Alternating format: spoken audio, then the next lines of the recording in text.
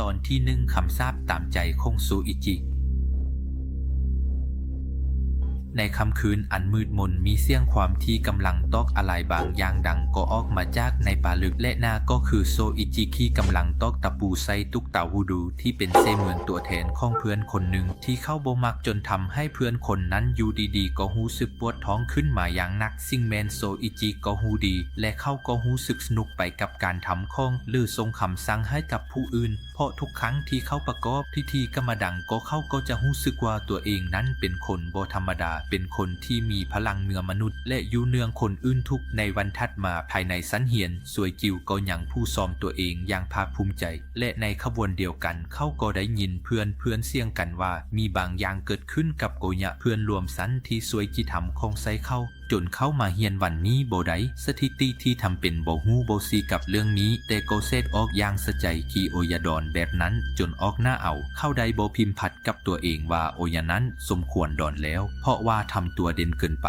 เพื่อนที่เห็นโซอิจิดูมื่นกำลังเสี่ยงอยู่คนเดียวและก็หัวไซขึ้นจึงมองว่าเข้านั้นมื่นคนบาและนากดกับลาลาบัตนั้นก็มีคนที่กำลังทาราบอนกันอยู่ที่สเนตในหุงเหียนนั้นก็คือคุโรดะและกิญามะคุมโซอิจิจึงได้ออกมายืนดูตรงหน้าต่างสีหน้าของเขามื่นคนมีแผนที่จะทำบางอย่างและได้พูดขึ้นว่าความเกลียดสั่งกำลังกดตัวขึ้นมาอีกหนึ่ง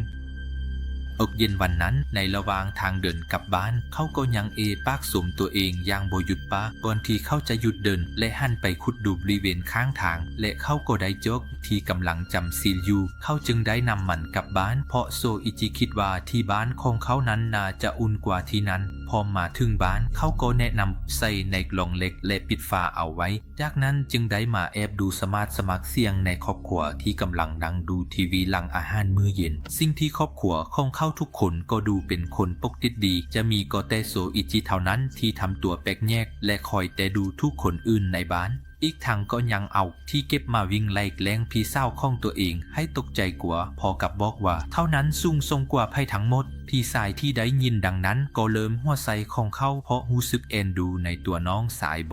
ของเขาเกโซจิที่ซอบทึกพี่สายทำเข้าค่ายนะอยู่เป็นประจำจึงคิดว่าจะวางแผนที่จะเอาพื้นพี่สายยุ่มืนกันแต่ก่อนนั้นเขาก็มีงานใหญ่เขาคิดจะทำนั้นก็คือการทำโคงไซคุโรดาที่มีเรื่องขับกิริยามะคุมในวันนั้นโดยเขาเลือกที่จะใช้คำสาปจำซีลด้วยการให้ตุ๊กตาตัวแทนไปฟังให้ลับไล่ในป่าและบอกว่าในฤดูใบเมืองประจำหน้าเขาจะมาขุดออกสิ่งนี้ส่งผลให้เช้าวันต่อมาที่โรงเรียนคุโรดาเด็กสายที่มีเรื่องซกโตยิงกิญามะคุมในวันนั้นวันนี้ได้กลายเป็นเรื่องเมืองกันที่โรงเรียนว่าเกิดเรื่องบดีขึ้นกับเขาไว้กับคือกับคนอื่นในวันนั้นแต่เขาก็บอกว่าบ่ฮู้บ่เห็นเก็บจับเรื่องนี้เพราะทานจริงแล้วมันเป็นฝีเมืองของการทรงคำสั่งแจ้งจากซูเอจิสิ่งนี้เขาก็เริ่มออกสั่งสอนคนอื่นมื่นกับตัวเองนั้นเป็นซาลเตอร์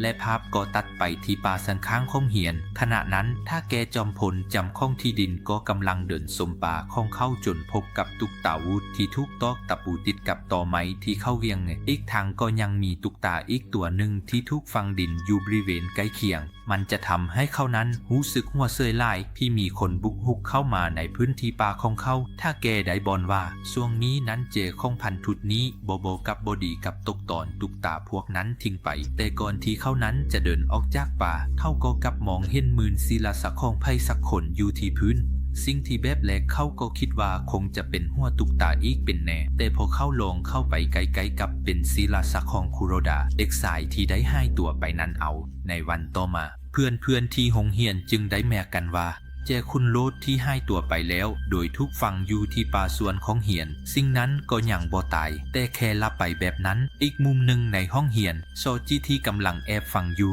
ก็เริ่มคิดแต่ว่างานนี้เขาต้องซวยแน่ๆแต่โซอิจิก็ยังดีที่เขารอดอัดจำอาราบัตบ่มีอาราบัตบ่จริงแล้วเขาจึงได้ลอดตัวไปแต่แทนที่โซอิจินั้นจะสำนึกและเกิงกระโลดว่าถ้าหากเข้าทึกจับได้จะเป็นอย่างใดเข้ากับกำลังคิดวางแผนไม่ขึ้นในใจโดยโซอิจิมโนดไปว่าในขบวนเดียวกันเพื่อนทาง3 คนสิ่งนั้นก็คือคาวาอิซิซากะและคางคูโรที่กำลังเมืองเรื่องคนอื่นอยู่ลึกๆและจะต้องเปิ้นกันเองอยู่แน่ๆ เรื่องอิซิซากะเด็กแวนในกลุ่มก็ได้ข้อตัวไปเข้าห้องนำซุยจิจึงได้ไซจังวันนี้แอบเข้าไปคิวกับเขาโดยได้พูดกับอิซิซากะว่าเขานั่งกำลังอึดอัดใจอยู่ไซโบนายคมกิริตคาวาอิดจนอยากจะคิดทึกตายเลยไซโบเดอจะแนะนำให้เขานึกทราบเสียงไซคาวาอิดอีกโดยโซอิจิได้ออกปากว่าจะเป็นผู้ทราบเสียงให้แทนแต่ทางที่อิซิซากะบ่ได้เอาอดีตและกำลังยืนกับสิ่งที่โซอิจิพูดเพราะจริงๆแล้วอิซิซากะกับคาวาอิดนั้นทั้งคู่ก็บ่ได้เกลีดกันแบบที่โซอิจิมนิดขึ้นเองเรื่องในใจวันนั้นอิซิซากะจึงได้เอาเรื่องนี้ไปบอกกับคาวาอิดในระหว่างทางเดินกลับบ้านแต่คาวาอิดนั้นก็มองว่ามันเป็นเรื่องกลกและบอกว่าน่าสนดียุ่งเหลือกันและในขบวนเดียวกันทั้งคู่ก็บังเอิญไปเจาะกับตาแก่จอมโหดที่กำลังนำกับดักล่าสัตว์ไปติดตั้งในเขตป่าสงวนของเขาเพื่อการบ่ให้มีภัยเข้ามายุ่ยากในป่าของเขาในเวลาเดียวกันฟังของโซอิจิเอาการยืมไฟฉายจากเพื่อนคนหนึ่งพอจูดเข้าคิดอยากจะขึ้นไปสำรวจห้องใต้หลังคาและสิ่งที่โซอิจิได้ไปเจาะนั้นมันก็แมงมุมตัวใหญ่ที่พอเขาเห็นว่ามันตายแล้วซูจิจึงได้นำมันมาแก้พี่สาวของเขาอีกแต่เขาก็ต้องโดนพี่สายเข้ามาห้ามอีกทางพี่สายของเขาก็บ่กลัวแมงมุมก็เริ่มกระลัดสิ่งที่ซูจิเธอจะเก็บไว้เพื่อเข้าสลับตัดใส่ซูจิทำให้แมงมุมนักกระเด็นไปเกิดหน้าซูจิจงเพลอดห้องเสียงลงและทำให้ซูจิตั้งค่ายหน้าและวิ่งมีลอบไปที่ห้องและเกิดความคิดที่จะซาบแซงเขาว่าอีกด้วยคำสาปแมงมุมมื้อต่อมาในห้องเรียนซูจิเริ่มวางแผนโดยการนำเอามากไม้เป็นตัวแทนของคาวาอิมาใช้ในการเขียนบทเพื่อสุกยุให้เหล่าเจ็บท้องจนเหล่าเข้าห้องให้ครูไปห้องน้ำทันทีซูจิจึงออกตามและได้ไปล็อกประตูห้องน้ำคำสาปแซงของแมงมุมเริ่มปฏิบัติตามที่ตั้งใจเฮ็ดให้เขาที่ติดอยู่ในห้องน้ำต้องประเสริญหน้ากับแมงมุมขนาดใหญ่ที่ปรากฏตัวอยู่ต่อหน้าเหล่าเฮ็ดให้เหล่าห้องออกมาอย่างดังจากความตกใจยังคงซีดพ่นเส้นใยไส้เหล่าจนเส้นใยเหล่านั้นผ่านไปหมดเนื้อห่างกายของเหล่า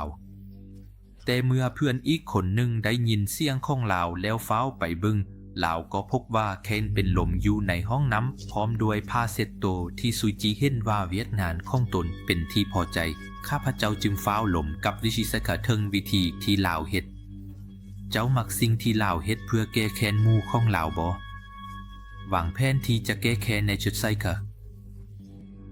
ในคืนนั้นองค์กิจายไปหาตู้โทรศัพท์สาธารณะและทำท่าโทรหาอิชิเซกะเพื่อเป็นผู้โชคดีในการเดินทางฟรีทั่วโลกแต่อิชิเซกะรู้ว่ามันเป็นเสียงของโซยชัดเจนแต่เหล่าตกลงที่จะออกมารอท้าอยู่ในส่วนข้างโรงเรียนตามที่บอกเพราะเหล่าก็อยากรู้ว่าเซาจิจะเฮ็ดหยังคือกันหลังจากนั้นบ่พอเท่าใดอิชิเซะได้ยินเสียงแปลกที่บ่เปลี่ยนแปลงมีแค้นและขยาวคือกับพี่อิชิเซกะยานที่ได้แลนหนีเข้าไปในป่าแบกอย่างไวว่าแต่สัตว์ที่แปลกประหลาดยังไล่มันและติดอยู่จนกว่าหูภาพที่เปิดเผยว่าสัตว์ปีกยาวที่แปลกประหลาดแมนเซาจิตัวเองแต่ความสุขหายคงเซาจิต้องได้มาเยี่ยมยามเมื่อแค้นและขาไม่ทอนดักใส่กับดักข้องเมเท่าที่ดื้อด้านเฮ็ดให้เหล่าติดอยู่ต้นไม้ต้นหนึ่งโบสามารถไปใส่ได้เพราะชิสกะฮู้ว่าเซาจิปลอมตัวเพื่อยกเหล่าจึงปล่อยเซาใจที่ติดอยู่นั้นและคู่ว่าป่าแบกแห่งนี้เป็นของผู้เฒ่าผู้ใหญ่และถ้าผู้เฒ่าฮู้ว่ามีผู้บุกรุกเหล่าคงจะซอกหาอย่างแน่นอนก่อนที่เหล่าจะย่างกลับบ้านและทึกทำลาย stranded และบ่สามารถไปบอนใดๆและยังย้านการข่มขู่ของอิชิซากะเหล่าเริ่มเหื่อออกและพยายามเอาสิ่งที่แปลกประหลาดของเหล่าออกกาเฟตแต่ในเวลานี้ก็มีแสงไฟฉายจากใครสักคนที่เดินเข้ามาในป่าและนั้นมันก็แม่นตาแกจอมโหดที่เดินเข้ามาพอกับควันในมือพอดาแกได้เห็นว่าโซอิจินั้นบุกลุกเข้ามาเขาก็ได้คู่ว่าจะให้ถึงตายและได้คว้างควันในมือใส่ไทยแต่ซุกยังดีที่ยังบ่โดนแต่ถ้าแบบนั้นตาแกก็บอกว่าจะนำตัวซอจินั้นส่งตำรวจเพราะท่านที่บุกลุกเข้ามาในป่าสวนของเขาแต่ในขบวนเดียวกันพี่ชายของซูจิคีออกมาตามหาเขาก็ได้เข้ามาจบพอดีตาเกก็เริ่มบอกว่ามาทั้งพี่ทั้งน้องพอกันดีจะได้จับตัวส่งตำรวจสักทีเดียวแต่พี่ชายก็ได้บอกว่าดีเมื่อกันพอดังนั้นก็อยากจะแจ้งตำรวจด้วยและได้พูดคู่ตาเกไปว่าเขาจะแจ้งว่าตาเกได้นำกับดักอันตรายมาวางไว้จนตาแกนั้นคิดว่าคงบ่คุ้มกันจึงได้ไล่ให้ซ่องพี่น้องรีบอกออกไปจากเขตป่าสนของเขาพอกับคู่ว่าถ้าเจอคราวหน้าเขาจะบ่แน่จากนั้นทั้งซ่องพี่น้องจึงได้รีบกลับบ้านไปพอถึงบ้าน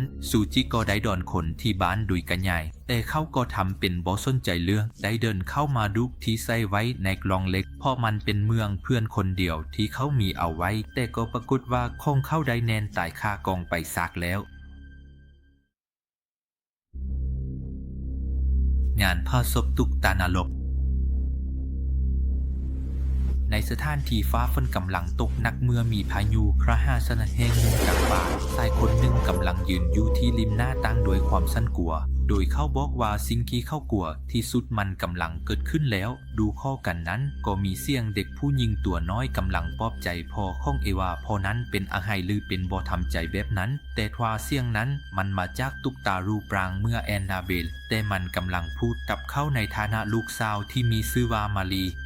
คนเป็นข้อคิดในใจว่าในสุดท้ายลูกสาวของเขาก็ติดโรคตุ๊กตาไปซาละแล้วและในโลกประหลาดและพิษทรงใบนี้ยังมีสิ่งที่แต่ละเล็กและเลือเสืออยู่เมื่อกับเหตุการณ์นี้ที่ลูกสาวคนเดียวกลัวเกิดติดโรคตุ๊กตาจนกลายเป็นตุ๊กตาไปจริงๆซาละแล้วคนเป็นแม่ที่เห็นแบบนั้นจึงห่อโวยวายและห่อให้เสียใจที่เอนั้นทำอะไรบ่ได้เลยเอได้แต่กอดลางของลูกสาวที่ตายไปกลายเป็นตุ๊กตาฟังผู้เป็นพ่อบอกว่าปกติครอบครัวอื่นที่มีลูกติดโรคนี้และตายไปเป็นตุ๊กตาแล้วและพ่อและแม่จะต้องนำตุ๊กตานั้นไปเพื่อทิ้งแต่ทว่าซองผู้แม่บัดนั้นบ่ยอมพามันเพราะตุ๊กตานั้นมันเป็นเหมือนตัวแทนของลูกสาวตัวน้อยของพวกเ